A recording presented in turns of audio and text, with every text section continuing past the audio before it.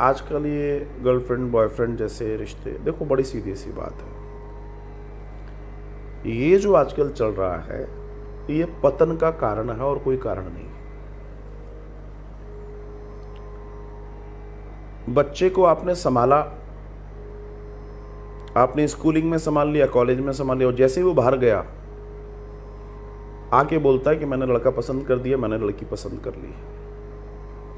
इसमें कोई दो राय नहीं है। पहले के लोग बड़े समझदार थे, सही उम्र में जैसे ही होश संभाला विवाह हो जाता था और व्यक्ति के जीवन का भटकाव बंद हो जाता था।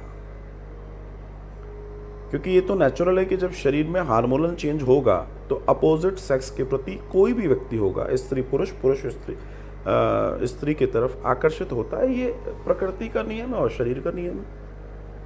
लेकिन इनसे बचा कैसे जाए, मामला ये है। ये तो चलो बीमार तो होगा, लेकिन दवा क्या है, ये बात है।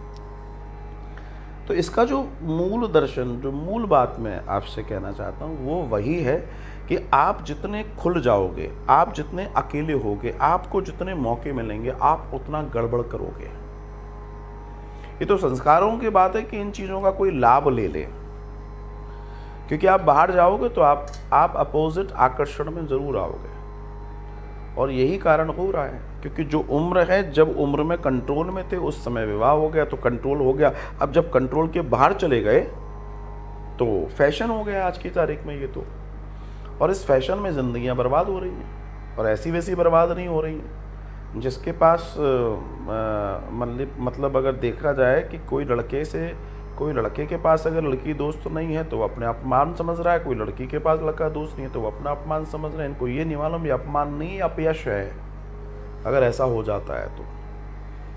लेकिन प्रॉब्लम ये है कि देखिए, दोनों चीज़ें, हर समाज में हर चीज़ के मेरिट डिमेरिट्स होते हैं। अब आज जब आप बड़ी एजुकेशन की तरफ जाएंगे तो बच्चों को छोड़ना पड़ेगा, छोड़ोगे तो ये घटना होगी। और बड़ी एजुकेशन की तरफ नहीं जाते हो, आप विवाह आदि कर देते हो, तो फिर दूसरा ये है कि उनकी एजुकेशन नहीं हो रही है। माँ बाप बेचारे क्या करें, माँ बाप की तो दोनों तरफ से फसीयत है।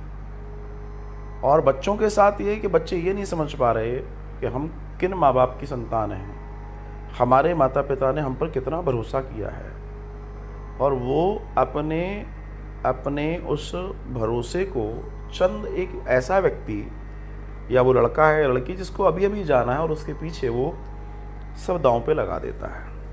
कारण सिर्फ इतना है साहब, ये जो एज है, इस एज में बहुत अच्छे से काउंसलिंग की ज़रूरत है।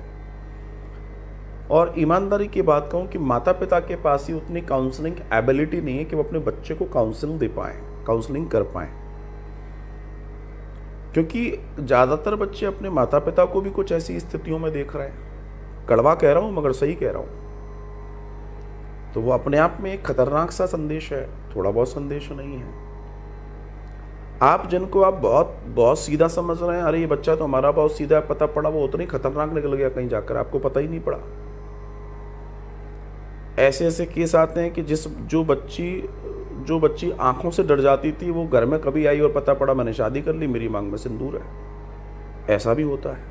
आप कल्पना नहीं कर सकते कि ये बकरी को भी भगा पाएगी। वो पता पड़ा ब्याह करके खड़ी हो जाती है सामने, और उसके बाद वो सिंघनी बन जाती है, उसको कोई डिगा के बता दे। ऐसा भी होता है। क्यों हो रहा है? या तो ज़्यादा दबा दिया गया या तो ज़्यादा छोड़ दिया गया, ये दोनों ही चीज़ें गड़बड़ हैं। माता पिता के पास क्षमताओं की कमी है। बच्चे पैदा करना कोई बहुत बड़ी बात नहीं है। जैसे हमारे को कहा गया कि संबंध बनाना बहुत बड़ी बात नहीं है, संबंध निभाना बड़ी बात है, वैसे बच्चे पैदा करना बड़ी बात नहीं है साहब। बच्चों को लाइफ देना, बच्चों को सिस्टम देना बहुत बड़ी बात है। और आज की ये जो समस्या है, ये समस्या छोटी नहीं है, ये जहर की तरफ फैल गई है। ये हवा में जैसे जहर घुल जाता है वैसे फैली हुई समस्या है। और मैं तो ये कहूँगा कि बहुत बुरी स्थिति है।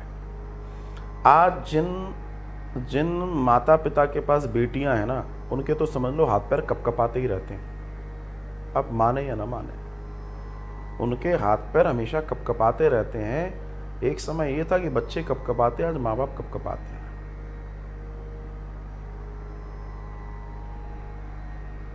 ये जो आजकल आप सुनते हैं ना, लोग कहते हैं नहीं बेटी नहीं, इसका एक कारण ये नहीं है कि उनको बेटी नहीं चाहिए, उनको ये स्थिति नहीं चाहिए। किसी का पालन तो अपने आप भगवान ने सबको जीवन दिया, पल जाते हैं, सब पल जाते हैं, लेकिन ये जब स्थिति आती है तब व्यक्ति पूरी जिंदगी जिस बच्चों के लिए करता रहा वो उसको मुंह दिखाने लायक नहीं छोड़ते। ईमानदारी से देखा जाए, कई सारे माँ बाप ऐसे हैं जो अपने बच्चों को बहुत पैम्पर दे रहे हैं, बहुत सब कुछ दे रहे हैं, उसके बावजूद उन माँ बाप के साथ बच्चे धोखा करते हैं। तो ये हवाई ऐसी है। मेरे दर्शन में अच्छा होता क्या है, बाद में फिर ढाक के 3 पात लौट के विद्दू घर को आए, लेकिन अपयश के साथ आए, अपने शोषण के साथ आए, अपने दोहन के साथ आए। तब आप क्या करेंगे?